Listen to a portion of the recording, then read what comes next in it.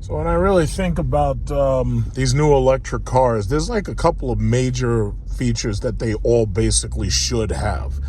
And I've driven the ID4, the Audi e-tron, the Mercedes EQS. I've driven so many of these damn cars. I've driven all of the Teslas, the S, the X, the 3, the Y. And one of the things that they are best off doing, which I think Ford and GM are going to probably end up doing this because in the long run, they understand a couple of things about your basic consumer that like Tesla seems to either not understand or not care about, but system redundancy. And when I'm saying system redundancy, I mean, we need buttons. We need lots of buttons. If you're going to have a touchscreen like this, you know, it should be really easy to use no matter how big it is, but it should always have hard buttons and it should have soft buttons connected to it. Now, see, Tesla goes the cheap route. Tesla only gives you a hazard button because that's mandated by law. In fact, they only give you a, what is it called? A brake pedal because it's mandated by law. See, they wanted to do that one pedal braking shit, and if they could have gotten away with it, you wouldn't even get a damn brake pedal. Just like with the new ones, they chopped the freaking steering wheel so that they got a stupid-ass yoke. Now, how much more would it have cost Tesla to say, you know what we're going to do? If you want to drive with the yoke, fine. But what we're going to do is we're going to make it so you can either remove the top portion of the steering wheel or you could add the top portion of the steering wheel. But they weren't going to do that because they're so arrogant. They're just so arrogant. Some of these companies are very, very arrogant. When I get a car, I expect it to have some major hard buttons. And I don't expect those hard buttons to ever be taken away. I expect to have climate controls that I can easily get to, like heat and cooling and whatnot. Even with this car, and I guess because of the year that this car was made, it wasn't a big deal. But this car has heated and cooled seats. And only in the newest version of this car do you find heated and cooled seats as hardened buttons. So the new Durango, the new Jeep has it. Other than that, you had to go into the screen in order to get to the heat seat, the vent seat, or the heated steering wheel. Now, I just drove very recently, and I made a video, I just drove the Hyundai Ioniq 5. And I was very disappointed that although the interior was pretty okay when you compare it to, say, the Tesla Model Y or the Tesla Model 3, my thing was it didn't have hardened buttons for the heated steering wheel, the cooled seat, or the heated seat. Not only that, there were also features that the Kia EV6 has, such as the heads-up display that, you know, projects into your windshield. Some people don't care about that, so that's not a big deal. But there were other things that the Kia EV6 had. Like, for instance, in the Hyundai model, you can get the Panoramic Sunroof, but in the Kia model, you can't. You can only get the single pane. Now, I don't know if there's like an extra roof available for the Kia model, but thus far, it only looked like you can get the single pane sunroof.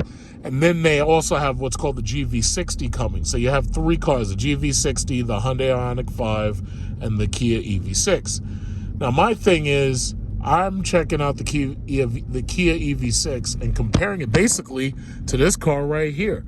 The XT5 Cadillac is selling very, very well. It's all-wheel drive, 3.6-liter V6. It's been doing pretty well because it's very simple. It's unoffending for the most part. It looks pretty rich. These people have that pink because that's a Mary Kay Cadillac XT5. And she's obviously a sales rep for Mary Kay. This guy's over there. He's got the rescue help truck. But anyway, that XT5 is actually a very, very comfortable car. GM typically has really good leases on it. And then they're about to add an electric version of that called the Lyric, which I want to drive eventually as soon as I have the chance.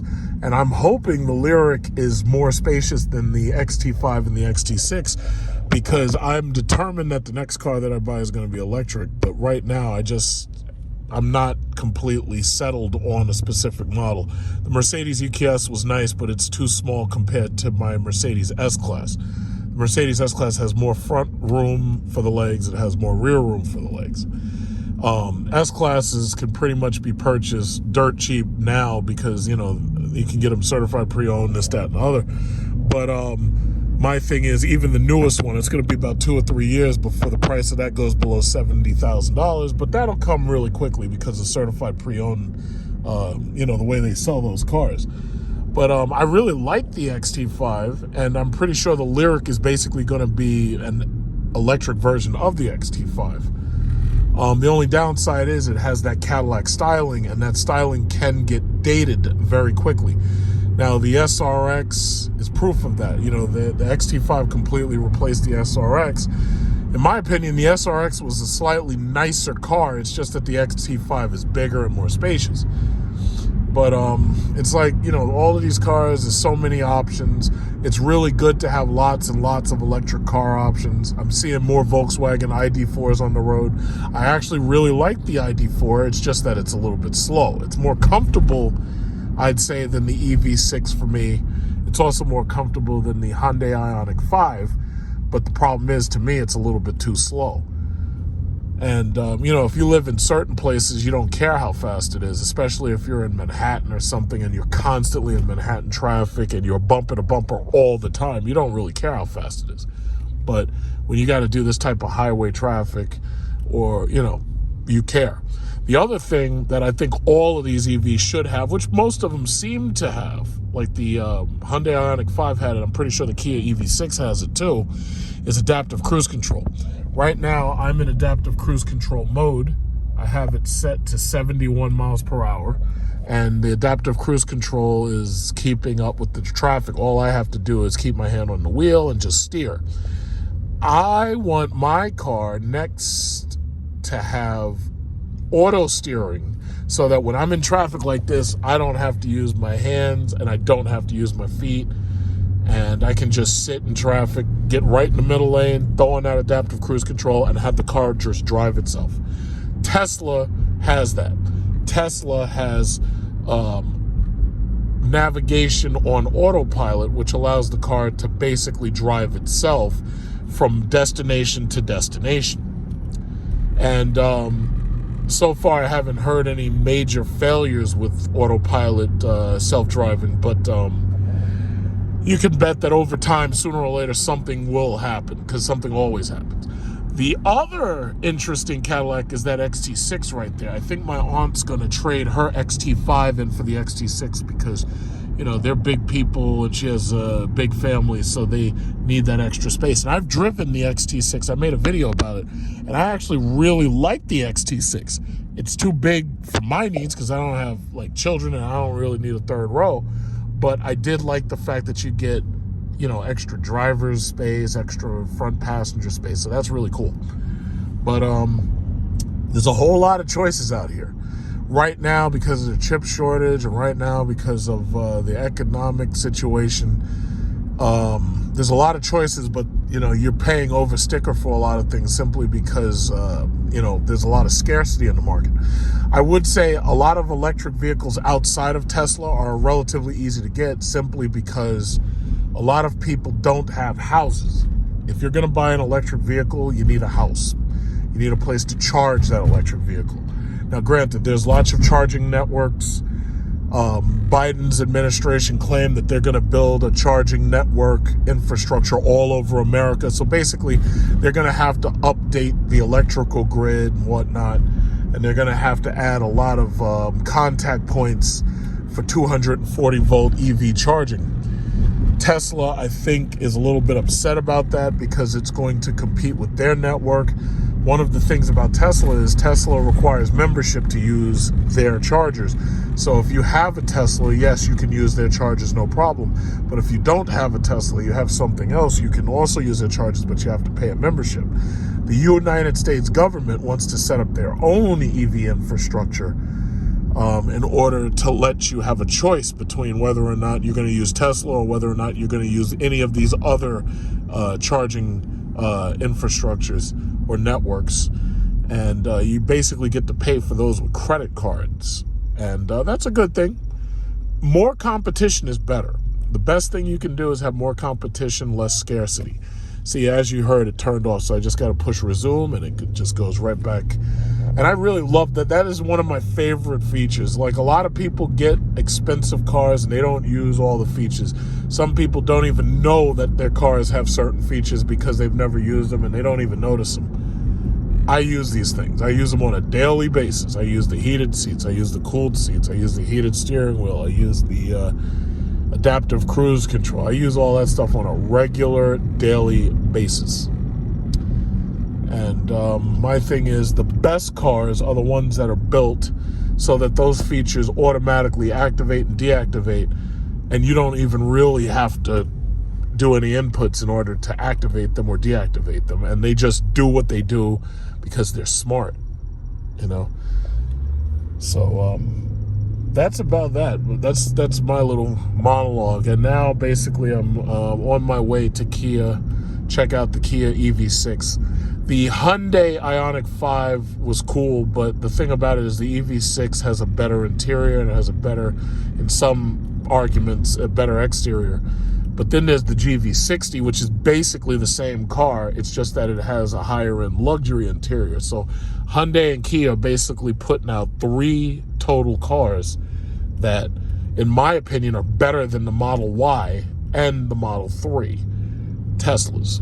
So I think Tesla's got a little bit of a problem on its hands. The only thing that's keeping people locked into Tesla is the fact that they want to buy a Tesla. It's the badge whoring, basically. If you want a Tesla, nothing else is going to do except a Tesla. A Jaguar won't do.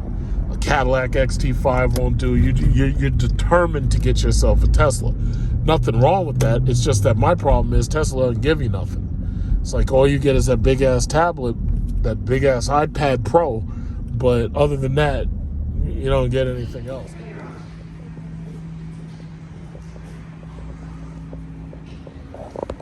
Yeah, these are 20s, R20. These are 19. Yeah, these are 19s, yeah. Wow. I like that white. Right? That white, that's like a pearlized white. That must be a premium paint. Yeah, it's called, it's called,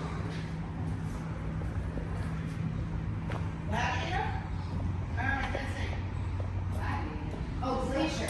Glacier, yeah. Something with a G. It's Glacier.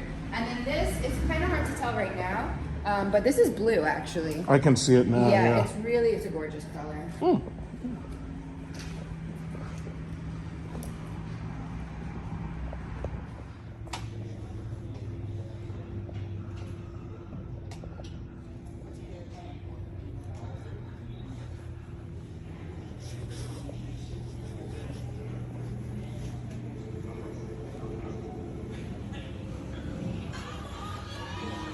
Oh God, they got music. I gotta cut this damn thing off. Yeah, see, this is the GT model, and this one has the interior lighting. Oh, okay. Yeah, we just closed it up. This one has the interior ambient lighting, and it's also a bit faster. But yeah, it's as simple as they come. It's nice, really nice though. 57,000. So here we go. Kia EV6. Electric. So we got the manual thing right there. Let's start on this mirror. Okay. Mirror over there. So basically, what do you have? You've got all the buttons you need. Unlike Tesla, Tesla refuses to give you all the buttons. They just refuse, but everything, this car has pretty much everything. So you've got, your gauge buttons, you got your distance control, lane keeping, drive mode is here. So you can go from normal to econo to sport. I'm going to run it in sport. We'll see how that goes. 48% charge right now. So that says range is 128 miles. But see, the beautiful thing is if you got an electric car, you don't really care about the mileage because you're going to charge it when you get home. So this is the drive mode. Go to drive. Cars like this are basically always on. So, as you know, I have to keep the radio turned off because if I don't keep the radio turned off, I'm going to end up getting a YouTube copyright strike. So that's, one annoyance. So anyway, here we go. So I am the first person in this EV6. I'm the first person to drive it. And yeah, it feels pretty much exactly like the Hyundai. I have enough knee space right here, so I'm actually pretty comfortable in it. Now I wish, you know, that they'd make these things really big, like where, you know, you have like S-Class amounts of size or K900 amounts of space, but that's like a little bit too much to ask for right now. So yeah, there it is. There it is. That's the EV6. And one of the things I noticed, like, there's some people complaining about the fact that with the EV6, unlike the Hyundai, see, the Hyundai kept all of its options up here in the gauge cluster, but this panel right here switches from radio and map navigation to, what is it called, to air conditioning. So you can only see one set of information at a time. Now, he complained about that, but I don't really think it's that big of a deal, you know? So it's not too big of a deal. I'm going to definitely get to a light that's not, I'm going to get to a light where it's like red, and I'll be at the front of the light, and I'll take off and see how powerful this bastard is. Now, they had the GT model on the floor, and the GT model is fully loaded. As you can see, this one does not have panoramic roof. This one, I believe, also does not have the ambient lighting effects inside of it. So this one obviously is just not fully loaded. But yeah, I mean, see, the one thing about these EVs, when you floor it, it picks up right away, you know? Like that shit, it really does. It throws you into your seat and it picks up, and that's a good thing. In fact, let's go towards Huntington. Now, as you can see, in Korea, they have right and left turn LCD mirrors. But in America, based on the law, you have to have actual mirrors. Now, in the gauge cluster, as you can see, the gauge cluster will show you what's to the left and what's to the right. Like, you see, it'll show me that there's a freaking Acura sneaking up on me, for one. But you can also see right in the gauge cluster, I have that left and I have that right mirror. So that's actually pretty nice. That's a pretty nice technology feature, because that's what they're going for. See, the thing about it is, if you put computers and more computers and more computers into these cars, eventually every single feature is high tech, you know. And this is a pretty high tech. This is a pretty high tech car. I mean, first of all, it's electric, but then on top of that, every single thing basically is LCD monitors or some variation of that. And that's a really cool thing. The car is dead silent. It rides pretty smooth, but the car is dead silent. And good. Now I can get some testing and see how what happens if you throw it. Okay, so it's warning me about this guy. Cool. Yeah, but I see, and I'll say this: anybody who's trying to get one of these shitty little Honda Civic Type R's or something like that, this is the kind of car you need to check out, because this car will give you way more fun than freaking Honda Civic. I like this. This is pretty. Wow, yeah, this thing's got some that electric torque, instantaneous torque, acceleration, but it's the GT model that's actually the fast one. You know, it's that continues to push and continues to push. But this is what a lot of people are going to take a look at. Like the Hyundai model, the Ioniq 5, it was okay, but this is what I'm really, I like this more, because you get all your features, get your heated, cooled seats, your heated steering wheel, everything's in there. You know, you got the parking cameras and everything's here. Now this also has, now I've been driving it in sport. Let me throw it in economy real quick to save some energy. So I threw it in economy, so I'm at 133 miles remaining. Now, one thing about electric cars is, because electric cars get a lot of their energy back from the braking process, they have regenerative brakes, you get higher efficiency in the city than you do in the highway. If you're on the highway, you're constantly moving and the car has no chance to regenerate. But if you're in the city, you're constantly doing stop and go, so you have a chance to regenerate. The navigation system, you have to touch right there. The touch panel buttons are okay, no problem. But if you want to see the map, you hit map, nav, you hit... See, that's one thing about Kia. It was always interesting to me. Now, I'm not going to complain about it, but map and nav are two different buttons. Nav takes you to the information entry, and map just takes you to the map. Most car makers, they usually just make the nav button do both, or they put the nav button there and then you just enter information. So if you want to enter information, you hit there, or you do voice because I'm driving. So I'll just hit map again and go back to map. No big deal. So it's nice to have the drive mode button here. But Hyundai, with their GV60, they have a boost button here, and it looks kind of like the Bugatti's button where you turn the car on or whatever. And the boost button gives you like 10 seconds of high power. So that's pretty interesting. That's pretty interesting. So let me just take a nice photo right here. And again, you know what? The Volkswagen ID4, I liked it, but they lost me when it comes to the rear controls. Like, you can't automatically reach for the rear window up and down. Like, I thought that was so stupid. And I'll never understand. It's like, hey guys, why didn't you just include that? But they didn't do it. They made it so you had to touch a button first in order to tell the car that you want to put the rear windows down. I thought that was dumb.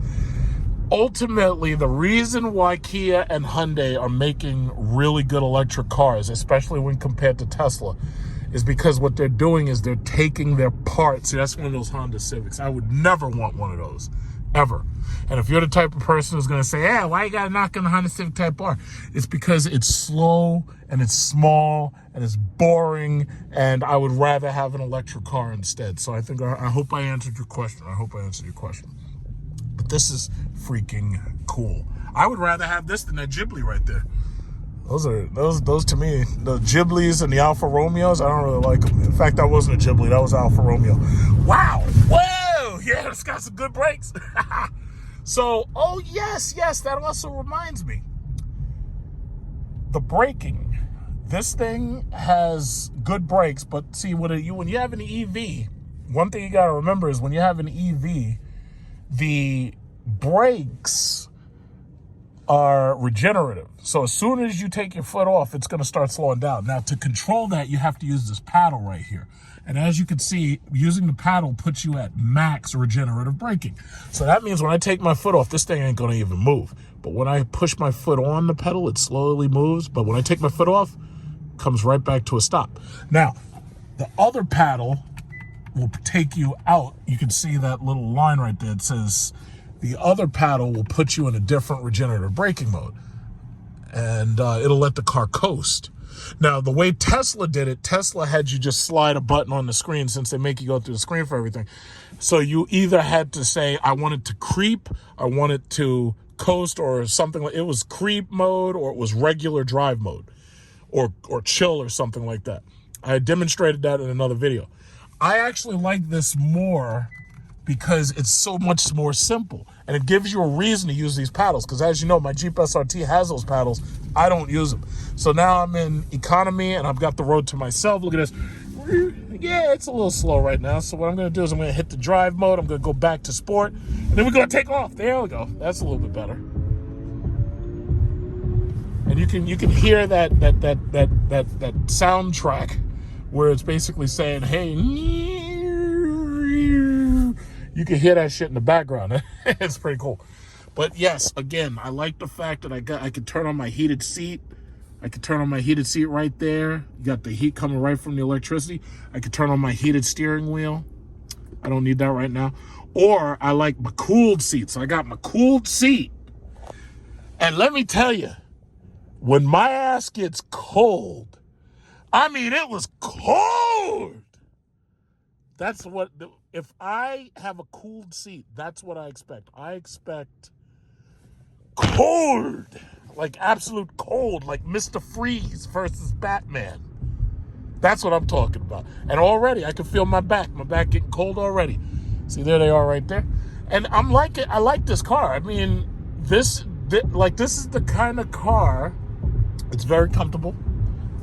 I'm pretty sure, like, you know, a family could fit in here and they be comfortable in here. You get all the features and it's really nice. They got nice materials, really nice materials. I like this. Now, the lease programs are not that great. They're saying that they're really focusing on people buying these things. They want them to buy it and finance it. So the lease programs are really not that cool. They're not that great yet. But yeah, this thing, oh man, my back. Oh my God, I mean, it was cold. Let me hit this, whoa. Let me hit this on heated seat. Let me just, we're gonna put one hot level, just one. Because my back is cold. That's what I'm talking about. It has to be cold. And, you know, maybe I'll pull into a parking lot and just take a quick look around, walk around the bastard. You can do the parking button. That puts your camera in this mode where you can basically see in front of you. And if I hit it again, you can see, yeah, that's the front parking camera. So that's basically to make sure you don't hit the guy in front of you. There's also, as you can see, there's a distance indicator. So if you get too close to this guy, it should come on, because it just did a second ago. So it has rear parking assist and it has front parking assist. Look at this lady. She's up there smiling. Look at this lady. This lady's smiling. She's up there smiling in her Chevy something or other. That's pretty cool. But yeah, that's that, man. I think I'll pull into that Wendy's over there. No, in fact, that's too close. I'll go up a little bit. I'll get out and do a little quickie look at the car. Oh, there's an AutoZone. Yeah. Okay, I'm not gonna go there. Yeah. Oh, there's a 7-Eleven. I can get a coffee. This thing, I have to say, these things are fun to drive. Even if you're stuck in traffic, these things are fun to drive, man. I like electric. I like it. Uh-oh, this poor man, he's homeless. I feel so bad for that guy. Hey, look at this guy with this Raptor making a lot of damn noise. Look at that guy. He like straight piped a Raptor. Okay. Yeah, this I have to say, this is such a, it is eye-catching, but I will say this. Most of these cars are eye-catching, but for the most part, they blend right in with everything else. All of these new cars have such like radical styling that these things like pretty much just blend in together. There's really not much else to talk about. It's an electric car. It gets a certain amount of range. What I can say is Hyundai and Kia, they have really fast charging, so you can charge these cars really, really quickly. The other model had a heads-up display for the window, and it also had, obviously, the panoramic roof. But most of these parts, if you've ever had a Kia or you ever had a Hyundai, you're going to recognize most of these parts in here. For the most part, I mean, it's pretty straightforward. It's nothing that you haven't seen before, specifically because the parts came out of, you know, other cars like the Optima and this, that, and other. Some of the only parts that didn't, you know, are things like the button for EV where you can turn it on and off. You know, and, you know, they have USB ports, which is kind of odd that they have one PD port, but they have a 3.1 down there, because you'd think that this car would have more USB, you know, C ports instead of 3.0s. All right, let's go. Let's leave everybody else behind. Oh, Jesus, yeah. See, that's, it's off-putting the fact that these things launch so freaking quickly. You know, but hey, when you're paying $50,000 or $57,000 for one of these cars, you expect this thing to have some speed to it. Oh, there's an IHOP. No, I can't go there because this other guy's right on my tail. I'll go to I'm gonna pull into the next thing and then I'll turn around. I'll come back. Yeah, this freaking thing is freaking tight. The steering gets really, really tight while you're driving. It gets really, really tight, but it stays perfectly straight, perfectly smooth, very perfect. Let's see what this button does. No, in fact, maybe this is a bad time to do that. Okay, so there we go. We're down to 117 miles. So I guess by the time I bring this bastard back, they're gonna have to plug this son of a bitch in. But yeah, man. Yeah, look at this guy. Oh, she's a woman. Yeah, look at this. This is freaking cool. Guess what? You're gonna be on YouTube later. Look at this guy. This guy's got the Volkswagen. Oh, what's this? Hi. How fun is that car to drive? Yo, man, it's fun. I'm driving around in sport mode. It's pretty cool. Oh, you saw me take off? Yo, I like it. I like it. But all of these electric cars, they take off pretty strong. They really do. Yeah. All right. All right. Yeah, this guy's got the Volkswagen. Let's see. Yeah, just jump past him. Bye. I can go to Taco Bell. I just want to go to one of these places and go into their parking lot. Yeah.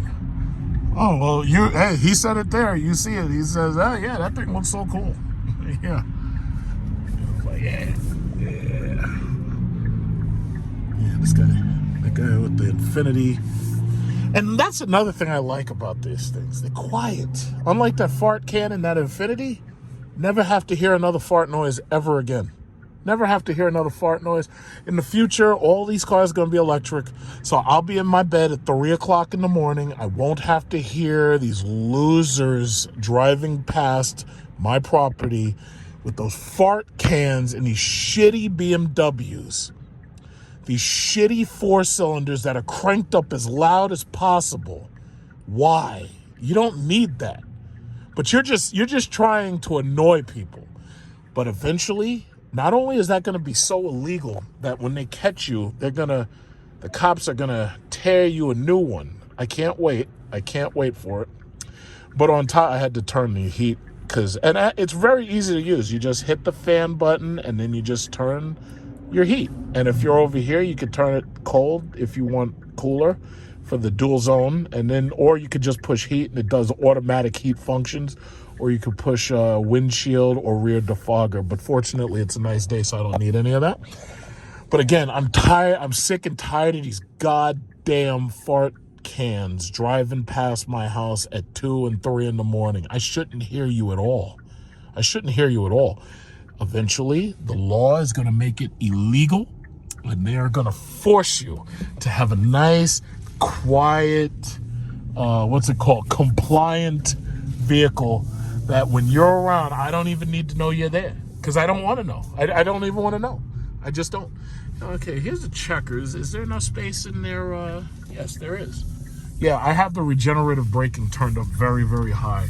So when I slow down to a stop, the stop is absolute. It stops very, very smoothly, very, very quickly. Yes. Okay, so let me see. Let's see what it looks like on the outside. Okay, so we just turn this to park. All right, let's just take a nice quickie look. Quick. The fuck is this behind me? All right, so anyway, nice quick look. Okay, yeah, there's a lot of stickers on this thing, as you can see. Yeah, so yeah, that's pretty freaking nice, man. And it's got nice looks. The Hyundai looks a little too retro. It kind of looks like something like a video game girl would drive. It looks a little bit too damn retro. I think it's a little too retro. This one has the air spoiler. It has the secondary spoiler. Yeah, it's not bad. Not bad at all. And as for recharging this thing, if you want to recharge this thing, the charging panel is oh, there it is. Yep, I touched it. I just touched it and it came right open, and it shows you where it is as far as how far it has to charge. I think you touch that and it probably closes. There you go. You can't go wrong with that. Yo, that's pretty freaking cool, man. It's got a huge trunk space. In fact, I'll look at the trunk space real quick. Car's still on. How do you open this bastard? Oh, liftgate button. Label to wait. Okay, how do you do this? Okay, I don't know how to open it. Okay, let me get back in. Make sure the son of a bitch don't lock me out. Okay. The liftgate button should be here somewhere. Where the hell is the liftgate button? Where the hell? It should be here somewhere. They wouldn't put it on the door, but they would put it here. Push and hold. There we go. Yeah. Yeah, that's a pretty big trunk. You could get a couple of bodies in here. Some. Yeah, you could just fold down the seats. You can get a couple of bodies in here. And then they have the tire stuff, and then they have the electric stuff. And yeah, that's pretty much it. Yeah. See, the reason why people are so desperately afraid of electric vehicles is because electric vehicles kill car culture. These things are appliances. They are quiet. You can style it up to make the shit look like whatever you want it to look like, but the bottom line is they're quiet, and they're all basically the same. When people buy stuff nowadays, they want to be able to brag about the shit they got, and that's what they hate. They don't want to have something that everybody can get the exact same thing. What they want is they want some shit where they can brag about, They want something that stands out so that they can show up to the car shows and take about 1 million photos of it. That's what car culture basically is. Car culture is like Instagram women taking photos of their scooch, constant photos of their scooch. That's what it's all about now. It's like you take 50 or 60 fucking million photos of the same goddamn car. So, showing up to these car meets, people asking them to do donuts until they burn off their tires. They're afraid of these cars. They're afraid of these cars because these cars absolutely mean an end to that. These cars are appliances. These cars will ultimately make driving efficient. And the last thing these people want is to be efficient. Well, look at that guy. I kept pace with all these motherfuckers. Holy shit. Wow, this thing's fast. I tell you, the faster versions of this must be really, really fast. But I say this, before you let Tesla sucker you into a performance model, yeah, you really ought to drive this, because I'll tell you, regardless what the tests say, 0 to 60 and this much, 0 to 100 and this much, whatever. Regardless what the tests say, this thing is fast enough to get you around traffic, no problem. This thing is fast enough for you to use it as a daily commuter car, no problem. Yeah, this thing's pretty damn tight. I gotta say, this thing is pretty damn tight. As you can see, the sun's up. They have some sun visors here. I haven't bothered to turn them on yet. But yeah, they've got plenty to help you, when you change lanes. They've got plenty of, to help you to not hit anything. Like, this thing is already sensing the other cars on that side and everything. So, yeah, it's pretty cool. I mean, and the map is nice and big. And it's so funny? Mercedes wants you to pay $100,000 for virtually the same shit. The only thing Mercedes has over this car is the seats got massagers in them. It's the same heating and cooling, but the seats have massagers. And I think that's about it, honestly. I mean, yeah, they have a lot more ambient lighting in the car, but other than that, Mercedes really doesn't have much over this car. This car is, I really say that you have to compare this car with, say, a Tesla Model Y, and that's probably the car this car is going to be compared mostly to, along with maybe the Mustang Mach-E. But when you really, really, really get down to the nitty-gritty, I have to say, I actually like this more than the Mustang Mach-E, and the reason why is because of a lot of the things about the layout of the interior feel slightly more upscale than the Mustang. And I have to say, I definitely like this a lot more than the Hyundai Ioniq 5. But I will say that the GV60, which is basically the same car plus more luxury, I have to say the GV60 is probably the real car that you'll want to get if you really want more luxury. But I like this car. Oh, look, there's a Jeep right there, Jeep SRT. It's hard to get these cars. Somebody offered me more money for that car than I actually paid for it because they wanted one and they couldn't get one. Isn't that amazing? That you can get offered more than you paid for the car. All right, so just throw this bastard in reverse. And right. Oh, you got the beautiful big reversing camera. And I'll just throw it right up in here. Uh-oh, I don't want to hit that guy. Yeah. Okay, just put it in drive. Make sure I don't hit anybody. All right. And you got the 3D view, so you can see above you with the bird's eye. All right. Yeah. I have to say, see, the thing about it is these cars, especially these electric versions, these things don't feel like economy cars. Now, granted, it has an economy name, but these things don't feel like economy cars anymore. I know a lot of people who've tested the Stinger, I think they would agree, these cars don't feel like economy cars anymore. They just don't. These cars are styling, you know? So you hit the EV button, turn everything basically off, take the key, and that's that. That's the Kia EV6. I like this. Now, as you know, I've got 2 cars coming back off lease, so we'll see what happens. So that's it. That's the EV6. It's a good-looking car. It's not too hard on the eyes. It blends right into traffic. Damn good-looking car. I have to say, this car, you know, and now you know who I am. You know when I say something, you know I mean it. I have to say, this car jumped straight to the top of the list. This car jumped straight to the top of the list above the Mercedes EQS for me, and it jumped to the top of the list above the ID4 for me. So that's some damn, and considering the GT fully loaded one that was on the floor is $57,840, but there's a $7,500 tax rebate plus another $500 rebate for whatever it is. I'm not sure what it is. I think it's a conquest rebate or whatever.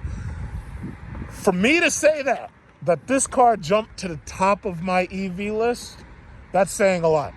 So I gotta say, if you're looking for an EV, before you go to Tesla for that Model Y, despite the fact I'm a Tesla stock shareholder, I have to say you should come here and check out this EV6 first.